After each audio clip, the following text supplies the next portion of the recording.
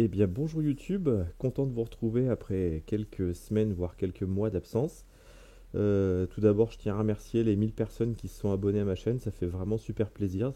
Passer les 1000, c'était inespéré. Et on va continuer donc sur cette série de Pixelmator sur une question qu'on m'a posée là dans les commentaires, comment réaliser cet effet de désaturation partielle. Donc ça, on la connaît tous, hein, cette image avec le taxi jaune dans New York avec un fond noir et blanc contrasté. Donc eh ben, écoutez, on va partir pour faire cet effet-là. Donc on va prendre une autre photo. Voilà, moi ce que je voudrais, c'est garder ce taxi jaune au centre et laisser tout le reste en noir et blanc. Donc pour ça, on va faire un copier-coller de ce calque-là, pour que j'ai un calque coloré et un calque noir et blanc. Donc je vais faire commande C pour copier, commande V pour coller. Donc je me retrouve avec les deux mêmes calques, identiques. Le calque du dessus, on va le mettre en noir et blanc. Donc pour ça, je vais aller dans mes effets. Et je vais chercher noir et blanc. Le voilà. Voilà, comme ça donc j'ai un calque noir et blanc ici, un calque couleur qui est dessous. Et je vais lui ajouter un masque. Un masque tout blanc, comme ça je ne mets pas d'effet. Enfin, je vois la photo qui est dessus et je vois pas celle qui est dessous.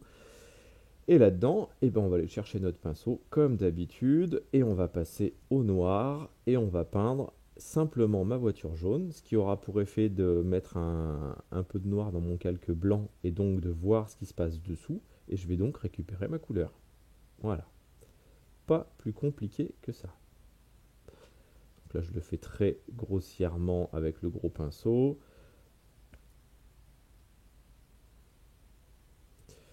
On va zoomer un petit peu. Je vais réduire la taille de mon pinceau.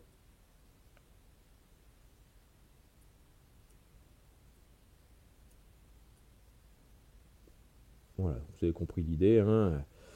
Si j'avais voulu, par exemple, rajouter un des panneaux LG ou autre chose, une autre, et ben pareil, hein, il suffisait que je fasse une autre sélection dessus et ça me permet de récupérer la couleur de ce qui est dessous directement.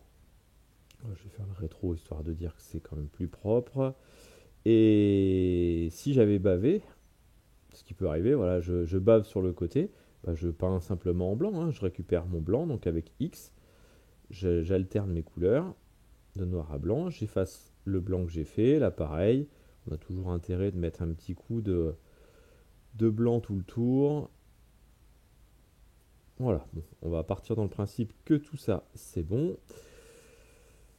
Donc maintenant j'ai deux couches, la première avec mon noir et blanc, la seconde avec ma couleur. Si j'avais voulu renforcer la couleur, l'effet de couleur que je peux avoir ici, ben, il aurait fallu que je choisisse celle du bas. Et là, je serais allé dans mes retouches. Et là, je serais allé chercher teinte et saturation, par exemple. Et j'aurais peut-être augmenté un tout petit peu la saturation, histoire que mon jaune devienne... Vous voyez, c'est bien là-dessus que j'interagis. Je peux même, si j'avais voulu, changer la teinte de la voiture. Moi, je veux bien la garder en jaune. Et idem pour mon noir et blanc, si j'avais voulu le rendre un petit peu plus contrasté comme on avait pu voir sur la première photo, je vais sélectionner le noir et blanc, donc pas le masque, hein, bien le noir et blanc. Et là, je vais pouvoir aller regarder dans mes contrastes et luminosité, exposition, tout ce que je peux modifier pour pouvoir mettre ça au plus sombre possible. Donc je vais réduire très légèrement mon expo. Je vais augmenter mon contraste. Voilà.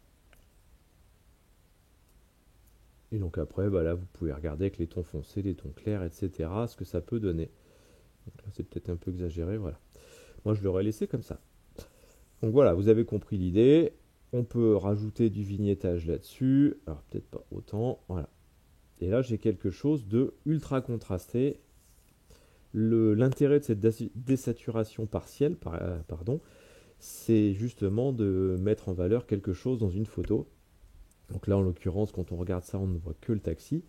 Ça peut avoir un intérêt aussi sur des regards, si je prends une seconde photo. Donc on va faire exactement la même chose. Commande C, commande V.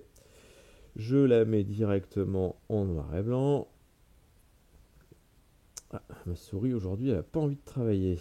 Alors, noir et blanc. Je, pareil, lui ajouter un masque. Donc un masque blanc. On va peindre en noir simplement les yeux, parce que c'est ça que je veux remettre en valeur. Elle a de superbes yeux bleus.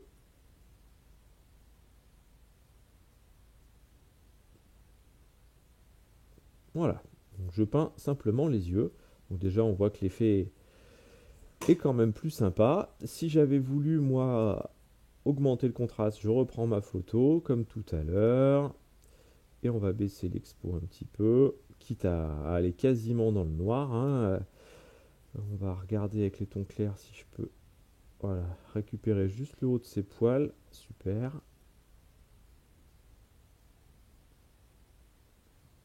Donc vous avez compris l'idée.